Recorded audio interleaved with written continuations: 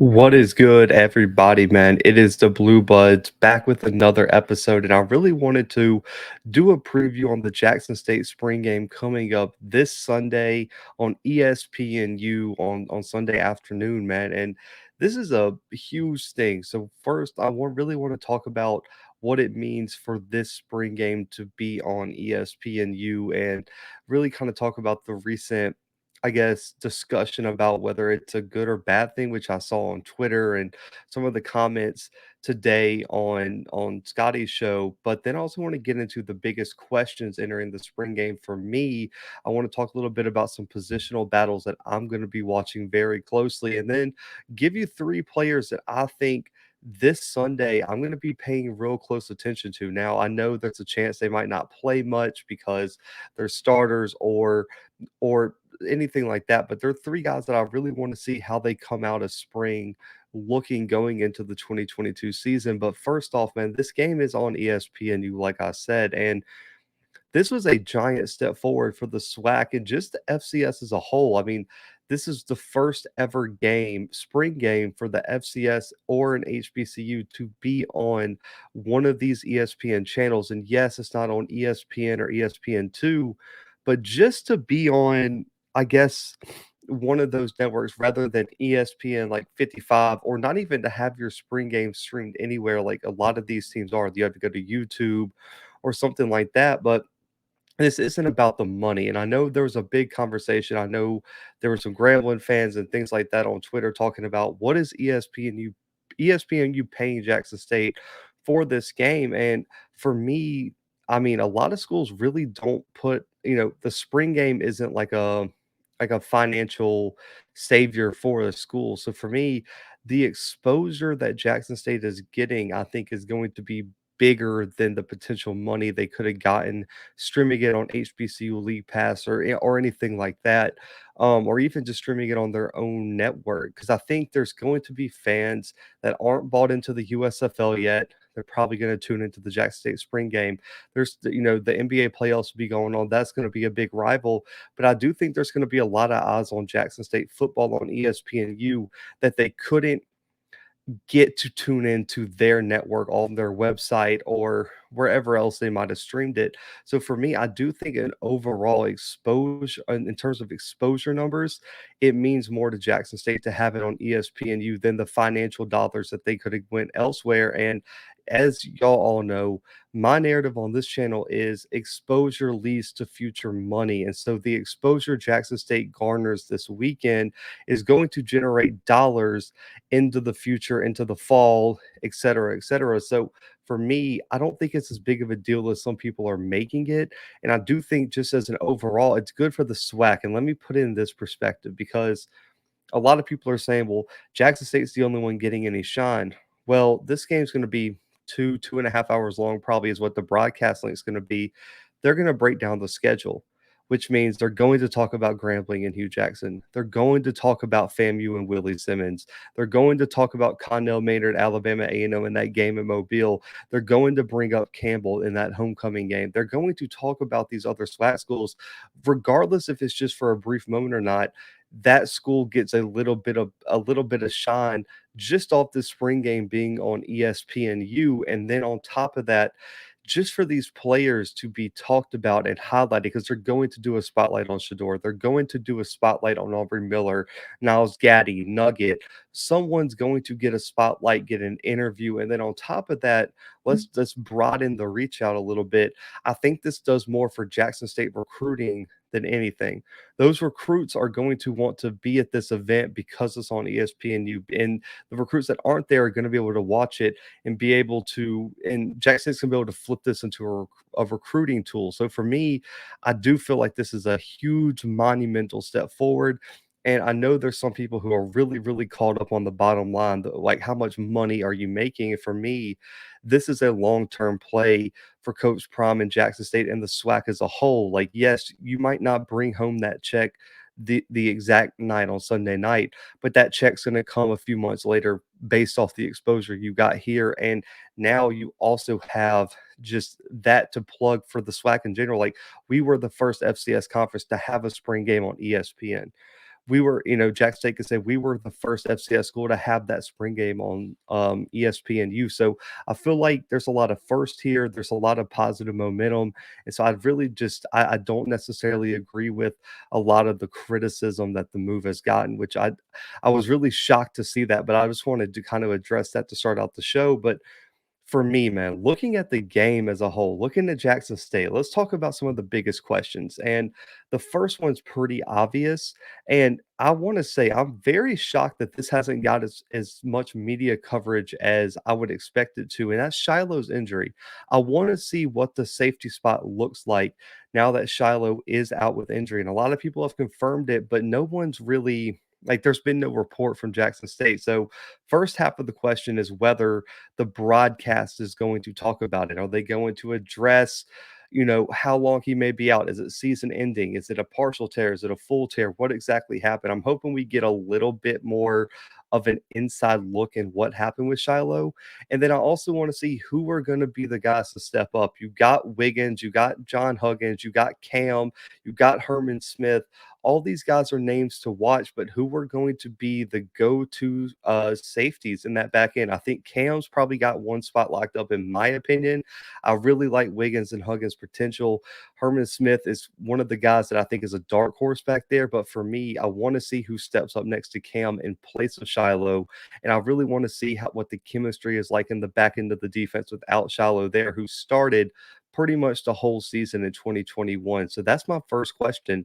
The second, what is the offense going to look like under Brett Bartolone? And so for me, I understand it's probably going to be what you would call possibly a skeleton playbook, where you're just going to run the basic concepts, not show a lot of wrinkles, keep it very simple for the spring game.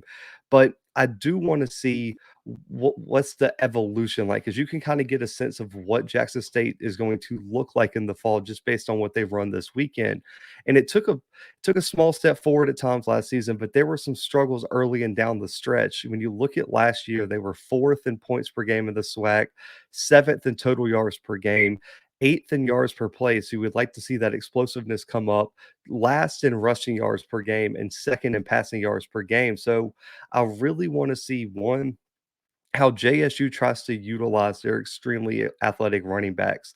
They really don't have a guy who I pinpoint as a big bruising back, similar to what they had with the Peyton Pickett last year. So are they going to go a more of a zone run attack, or are they going to try to fit some of these running backs into a little bit of a power run scheme? I'm really interested to see how they're going to fit a Tyson Alexander, a JD Martin, a Santee Marshall into this Bartolone offense. And so that's the number one question. And another one is, how consistent can they be?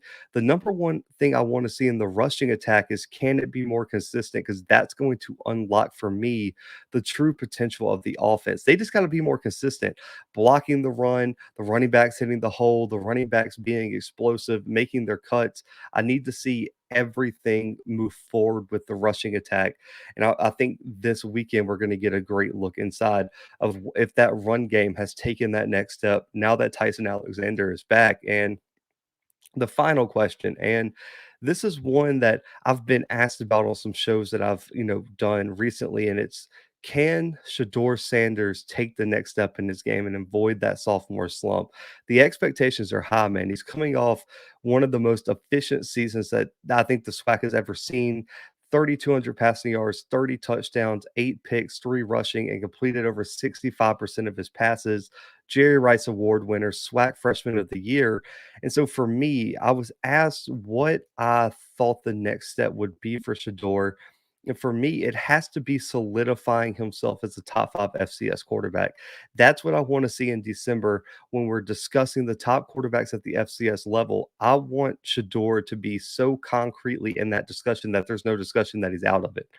That's my next step, and he should be the favorite for SWAC Player of the Year. I mean, I think there's a lot of people, including myself, who picked him to win it last year, even over Akil Glass. He didn't. He got the Freshman of the Year award, but I just want to see him take that next step. There's so many quarterbacks that have explosive first seasons, and based on that film, defenses are able to adjust, and their sophomore season doesn't live up to the hype. They come back junior year and light it on fire. I want to see Shador take that next step. I think he has the potential training with Tom Brady and everything like that. You've got weapons galore now. The offensive line, according to everybody that I've talked to, has possibly taken that next step forward. We'll see this weekend. We'll get to that. But I want to see what Shador looks like coming out this weekend. Does he have a better control of the offense? We know we switched OCs. I want to see how he fits into the system and what he's bringing to the field in year two, because his potential is massive right now. And looking at some positional battles I want to see this Sunday. The first might surprise you. When people talk positional battles, a lot of the time it's positions of question.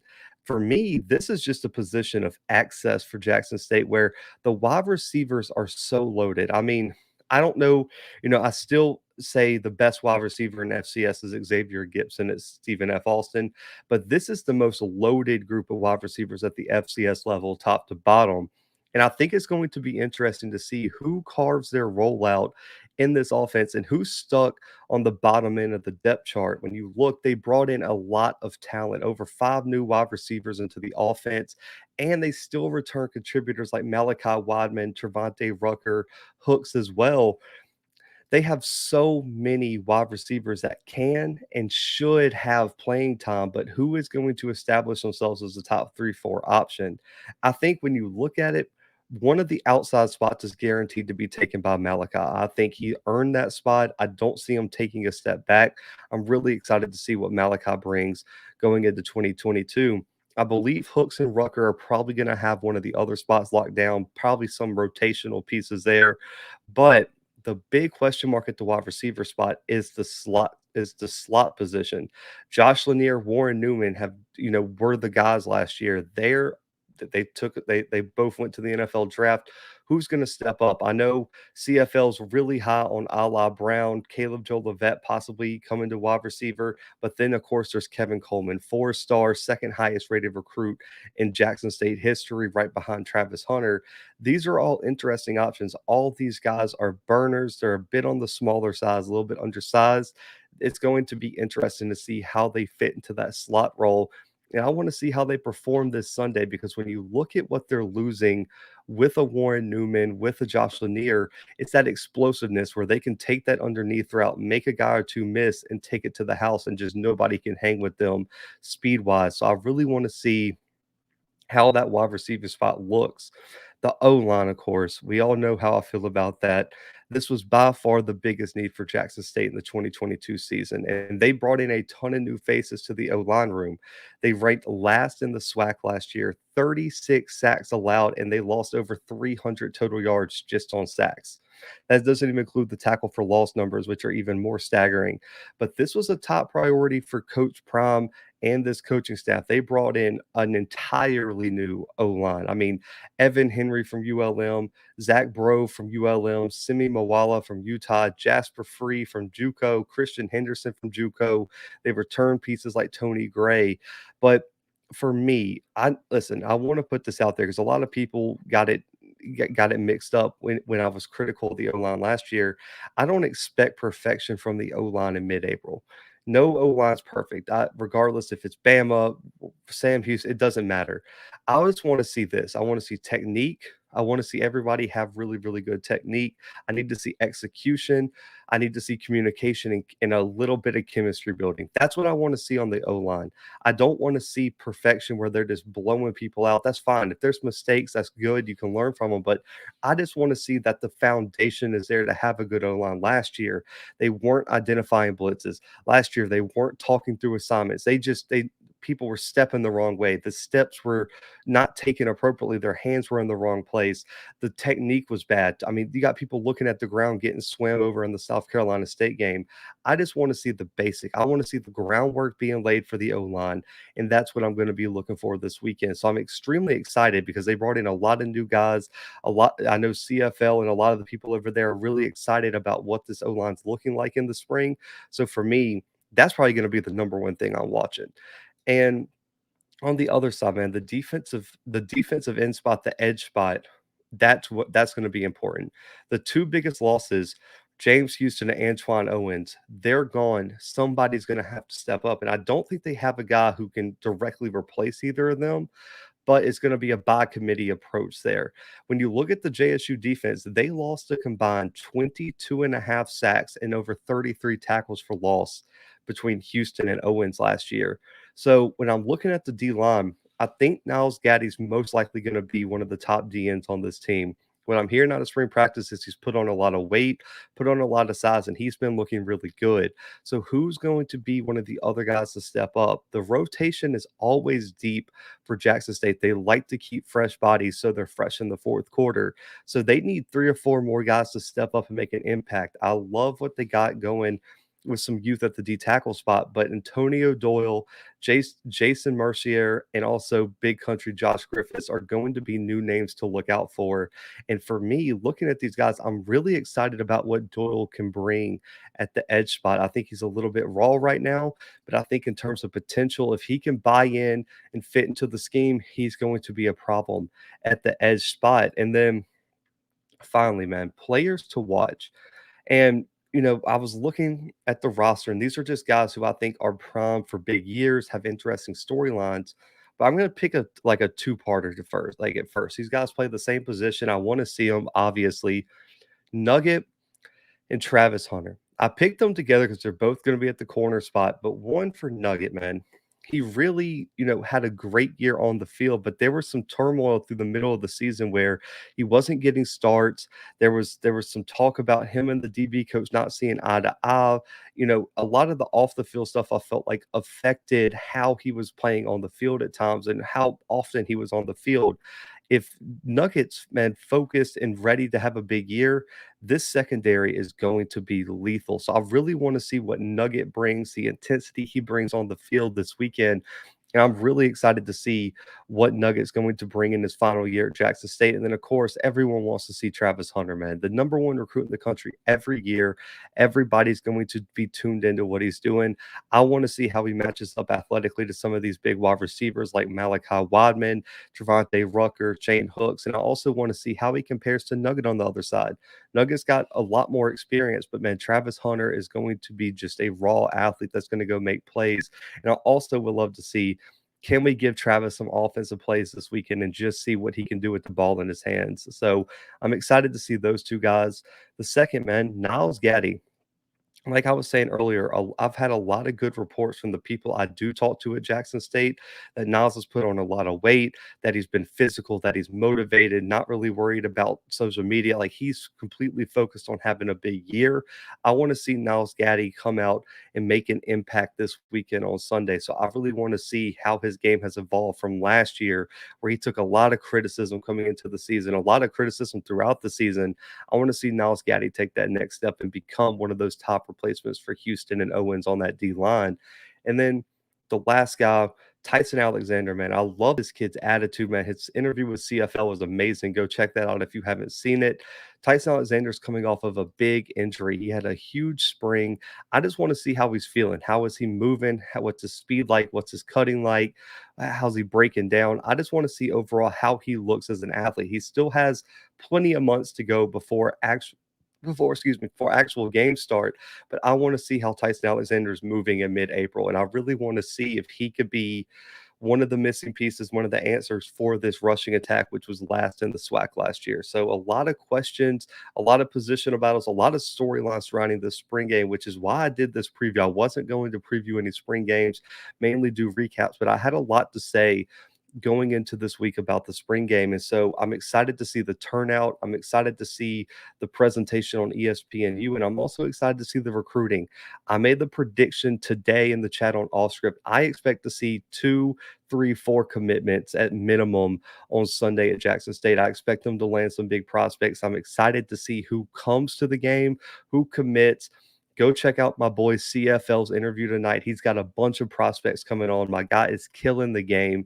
And shout out to CFL for doing great work over there, man. So if you want to catch some of the recruits talking, head over to CFL's channels tonight. I believe at 5 o'clock Central, 6 p.m. Eastern, if I'm not mistaken. See if you're watching this, correct me if I'm wrong, or if y'all are over there, let me know. But check out his channel. I'm expecting some commitments this weekend. So stay tuned here. I know me and C are going to be y'all's guys. If anyone commits on the spot at Jackson State, break down some of the recruits and everything. And of course, I'll be back with a recap of this spring game. I'm also going to recap the Alabama State game on Monday. I'm trying to get my schedule cleared. I might be in Montgomery on Saturday for that Alabama State game. So if y'all see me up there, I'm going to be wearing my Blue Blood stuff. Say what's up, man. Definitely excited to see what they got cooking over there. And then, man, I can't wait to watch this game Sunday afternoon. But guys, comment below your question marks, players to watch, what you're excited to see for the Jackson State spring game this Sunday on ESPNU. I believe it's 5 p.m. Make sure to subscribe if you're not subscribed. Hit the like button. Share this video wherever y'all feel like it. And until next time, guys, the Blue Bloods are out.